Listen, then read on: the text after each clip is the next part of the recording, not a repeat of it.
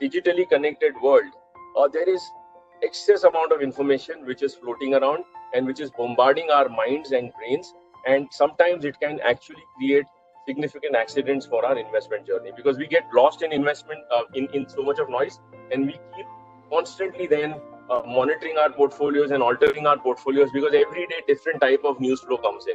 So reacting to too much of news, too much of noise is extremely harmful to our portfolios. Actually, what we need is a very, very simple investment framework, something like a Google map. And I've just tried to show you the map of Mumbai.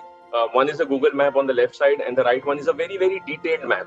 So if you want to go from Mumbai airport to, let's say, BKC, the Google map gives you a very, very simplistic view that these are the three routes. This is the time you will take. This route has so much of traffic. Now with this information, you can decide how you want to navigate.